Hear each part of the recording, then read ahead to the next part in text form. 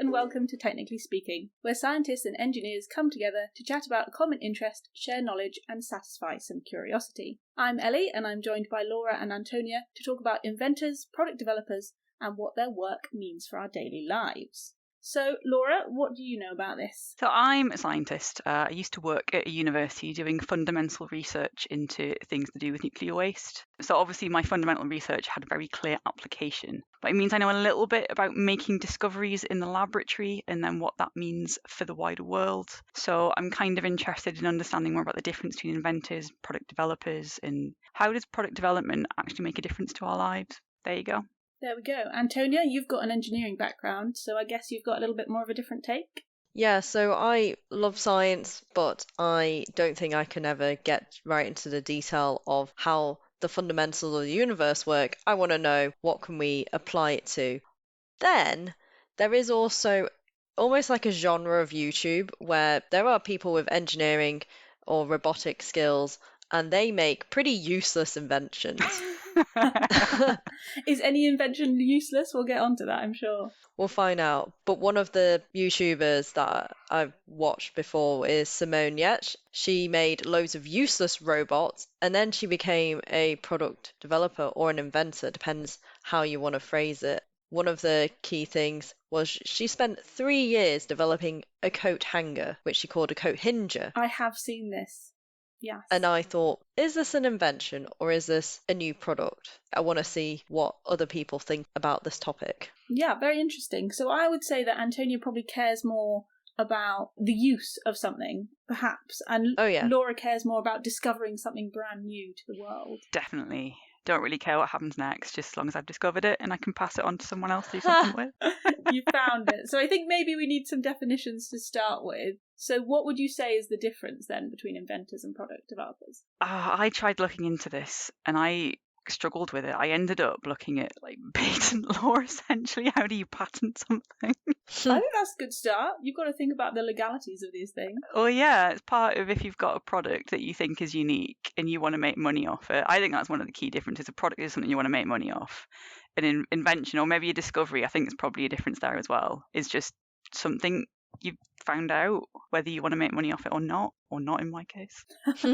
Antonia, what do you reckon? Oh, that's an interesting distinction. Yeah, I suppose product is inherently something you try to sell. Invention you make. I think one of the defining things probably is if it improves quality of life, like it makes things better or easier. Or is that an altruistic view of what a invention is? I feel like ultimately it should be. When I looked at the difference between the US Patent Office and the UK Intellectual Property Office, the US Patent Office says it definitely has to be useful. The UK Intellectual Property Office doesn't really care. I suppose you could also discover something that doesn't necessarily have a direct impact on you. You know, if you discovered a new black hole or something like that, it's good to know about, but it doesn't really mean anything for your daily life particularly. Yeah, but I feel like that's a discovery of something that's already in the natural world, so it's not necessarily an invention. Ooh, I wonder if an invention should be something that wouldn't already exist in nature or wouldn't have the potential to exist in nature. That's an interesting point. Yeah, does it have to have some sort of human control or human ingenuity to bring it into life? Perhaps then, if those are the differences, what are some examples in our lives that show these things that have developed? Yeah, Antonia, don't you have experience of working for a company that was a spin out from, was it the University of Manchester, or am I misremembering that? It was. I was thinking whether it was an invention or a discovery, because the founder found a better way to produce quantum dots, so they filed a patent for that. So is that an enhancement of a process that already existed? And so it's not really discovery. I would argue yes, because presumably there was a way of doing it before and they found a better way. So that to me says product development rather than invention of something brand new. Maybe the process was so novel though, that is kind of an invention though. Yeah, perhaps. I couldn't tell you enough about quantum dots to shed any more light on that, I'm afraid. What about something that we're all familiar with? What about something like music? See, I was fascinated by this at one point because I grew up in the 90s and I used to record songs from the radio, on a cassette by pressing play and record at the same time. Oh, yes. And then everything went online because I remember being like a huge Napster user. I was trying to think of the first one. I remember my brother downloading music for me as like the very first iterations of you can have an MP3 file on your phone. And you could have like 5, and we all thought that was incredible.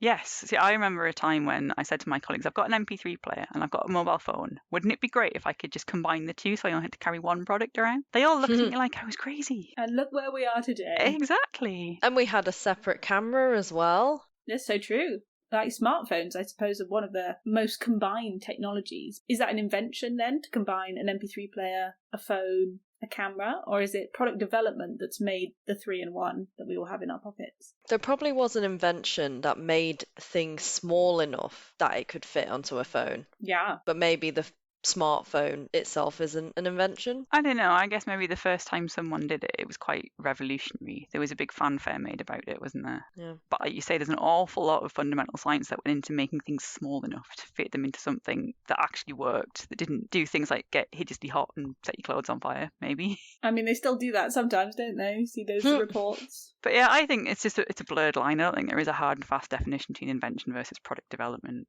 Maybe it just depends on how you want to spin it, how exciting you want it to sound, because I think invention sounds more exciting than product development. I do agree with that sentiment. Yes. I think invention sounds cooler, and like inventors, I feel perhaps are less of a thing now than they were back in the day. Yeah, I agree. People would say like the invention of the light bulb or the internet or something like that as like a big fundamental change in human history, whereas I don't think people would say the iterations of like an MP3 player to an iPod to Spotify potentially have the same effect. Do you guys agree? I think if you worked in the music industry, you probably would disagree. Because it did quite fundamentally change how people knew how popular things were. So the top 40 in the UK used to be someone phoning up different record shops and saying, how much of this album have you sold? Wow. And then totaling that up and then announcing it on radio. And that was how everyone knew what the top songs were. I never thought of that. I just always assumed they did it on, I guess, downloads or streams or whatever, but that was much later. Oh, this was before streaming music was a thing. And back when we started streaming like MP3s, people downloaded them maybe not through the proper channel. And so how did you actually account for that? Because then you're kind of losing out on your popularity there. Yeah, absolutely. Yeah, I was say digital rights management is a big thing in itself, isn't it? If someone's downloaded things illegally, which is what Napster was kind of originally there for, versus the legal downloads you do via Spotify now, which are a lot easier, I think. Wasn't that an innovation in the economy and how the product was sold? Was if we make streaming so easy, people wouldn't find another way to do it. I think that has to be a big component of product development. Do people find it easy to get what you're selling? You could come up with like the most amazing invention ever, but if no one knows about it or it's really difficult to use for some reason, like it might be able to compose a symphony for you, say, but putting something into it to actually get a symphony out that people want to hear might be really difficult, then would you use it? Well, I suppose that's all the new ones now, isn't it? With the AI generators and ChatGPT and all the rest of it, is you can put whatever you like and it will generate something. But is it any good? Does it make sense? Is it useful for you? And I suppose if you're a company, could you actually market it legally and have the patents and all the rest of it as well, which is a big grey area, as we're finding. It's about the ease of things. So in my job as an energy manager, that actually plays quite a big part, because even though people might know fundamentally doing certain behaviors like turning off lights, turning off things you don't use when you don't need them will save energy and therefore reduce carbon emissions, trying to convince people to do that all the time is not easy. So I'm trying to find, what way can I make it easier? Do I automate things? Do I set timers? Do I put things on schedules? Do I lock them physically out of turning things on at certain times? I like that as an idea. Yeah, you want a product that kind of replaces people's behaviours in that case. Yes. Also debatable, like how good is AI at figuring out what people need and adapting to it? If it was like air conditioning and having the right temperature, people experience temperature quite differently. No one agrees on what temperature they want. Yes, our old car had an automatic temperature setting. I used to fight with it constantly. What it said was 14 degrees or 18 degrees was not. But that's interesting as well. Would you say that the invention of air conditioning, is that invention or is that product development? Is the refrigeration cycle a discovery or is it an invention? Ooh.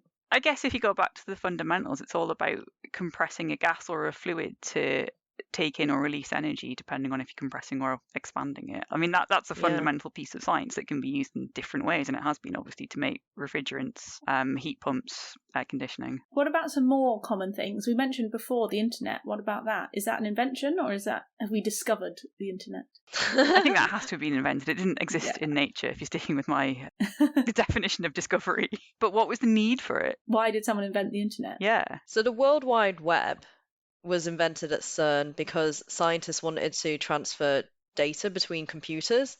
So literally what we wanted the internet for was to transmit information from one place to another. For science. For science. Now not so much. But I think the precursors to it were also very similar. So they had computers on a local network, but the difference was, I think, having hyperlinks that would take you to a place that you didn't know before. A virtual place, you mean, where the files and the information were stored? Yeah, instead of having like distinct, my computer's connected to your computer, Ellie. Yeah. Now you go on a web page and you click on a link and it takes you to where that file is, which was what they say was the start of the internet. I would say that was probably then more of an invention, because nothing necessarily, maybe slightly similar earlier iterations existed, but nothing on that scale existed previously. Some people might argue it was a product development of people having a local network system. And then it was the next natural progression to make it worldwide, as they say. What about inventions that might lead to future tech? What could we be looking at in the next 10 years or 20 years or 100 years? Well, I do a lot of reporting for the Materials Research Society as a freelancer. And I've come across lots of really cool discoveries that I think maybe could become products at some point in the future. They're currently sort of at research level at universities at the minute. But one really interesting one, I think, is really tiny robots on that sort of the microscope scale that can melt through bars. The video is just, you look at it and think, wow, that is futuristic. This is very cool. I came across this because one of my colleagues reported on this at work. When Laura says it's robots that can melt through bars, she is not joking. It's like little tiny Lego-looking figures made of gallium, and they melt and then reform very neatly on the other side of the little jail that they're in, which is pretty cool. The thing that impressed me was it didn't stay as a puddle. Yes. Melting is not that impressive. The fact that it became the same shape again on the other side was mind-blowing. So they do it using magnetic field, and that creates an electric current which causes it to heat up. That's what causes it to melt, and they can control its movement using magnets as well. So it's all about electromagnetism essentially. So they can get it to walk around, which doesn't sound like it's got an application, right? It doesn't sound like it could be a product. It's just a novelty. But it does have applications. Otherwise, they wouldn't have got grant funding for it. Well, what are the applications then? What do you think they're going to do with it in the future? So the example they were talking about when I interviewed them was for medical applications. They could use the magnetic field to get this little robot to move around the body, and it could do things like deliver a packet of drugs to a very certain location, so you only need the drugs in that place, which is a little bit how some cancer therapies work. Oh, okay. Or they could also use it to go in to an organ and extract a foreign body and pull it out, depending on what it is, and if they can get it to form around it, I guess. Create its own little cage and then pull them out. I think so, yeah. That's how I imagine it anyway. That might not be what the researchers are imagining. Maybe something more sophisticated. Yeah. Would you say that this then is an invention, that they've invented this way of manipulating gallium to form and melt and reform? Or is it just something that they've discovered? Is it fundamental science that they've applied in this way? It uses things that are found in nature, I guess, but it engineers them in a different way, doesn't it, to do something that I doubt would really happen in nature. I mean, in theory it could, but the chances are so small, I don't think it would. No.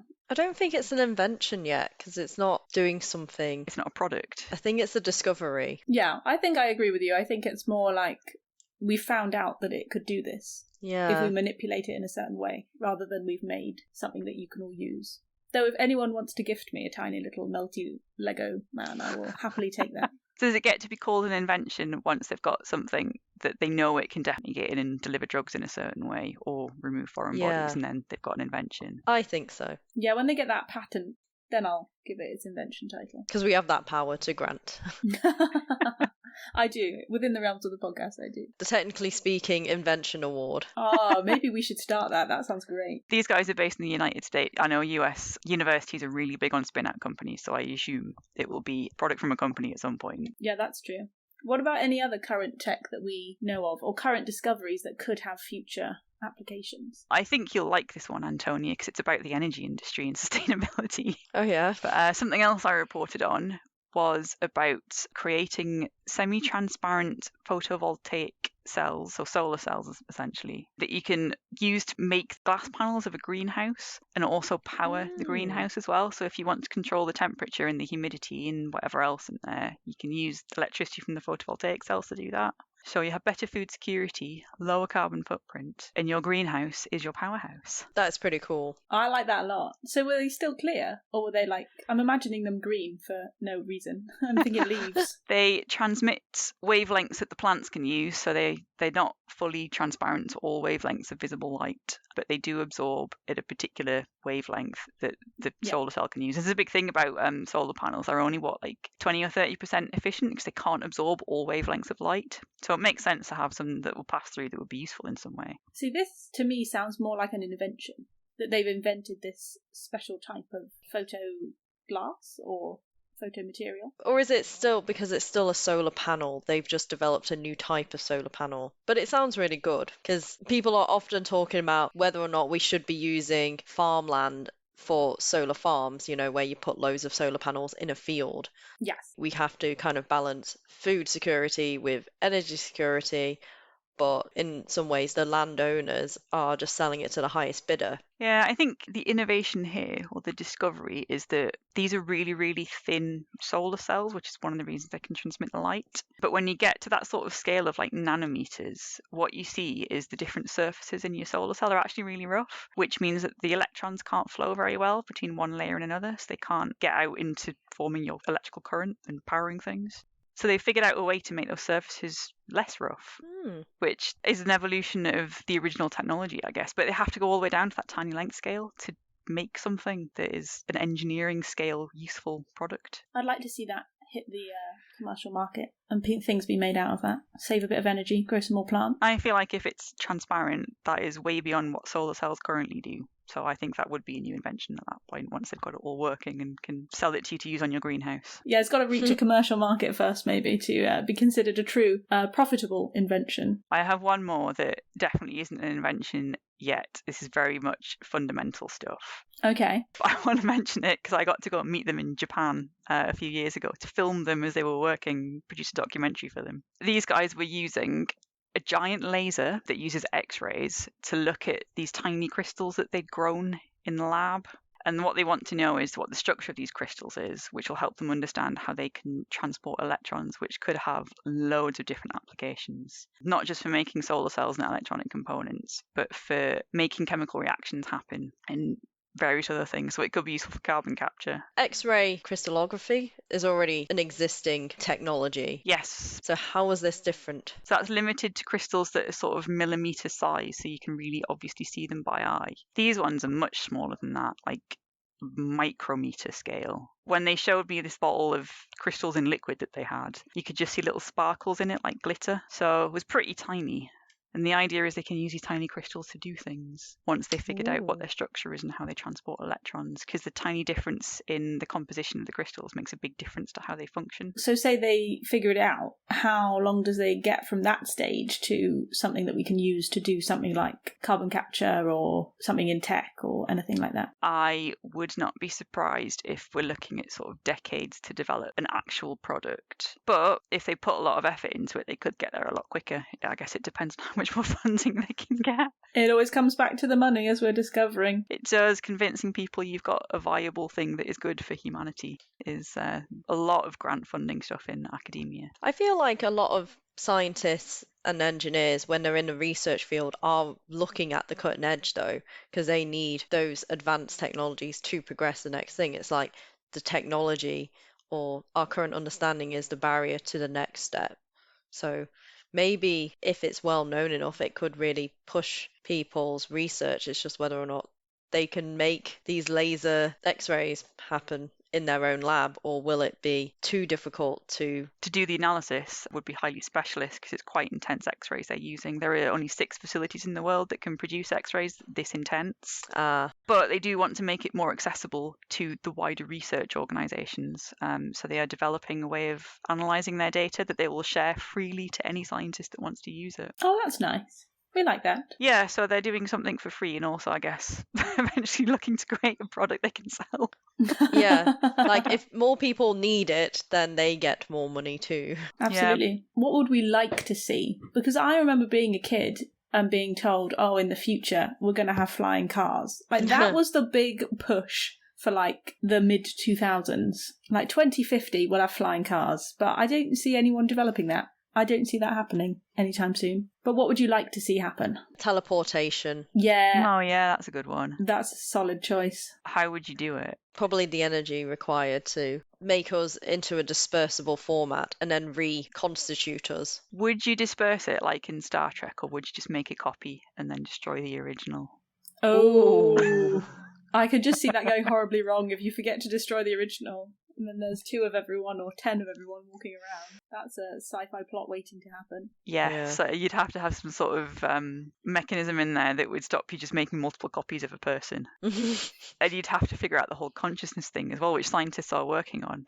I keep seeing news articles about quantum entanglement in people's brains as what helps lead to consciousness. Oh, do you think we're going to all be uploaded into some great supercomputer in the future? We'll get rid of bodies and we'll just be internet consciousnesses floating around. I think so, but I don't want that. I think we've discussed this in a previous episode about do you want to live forever?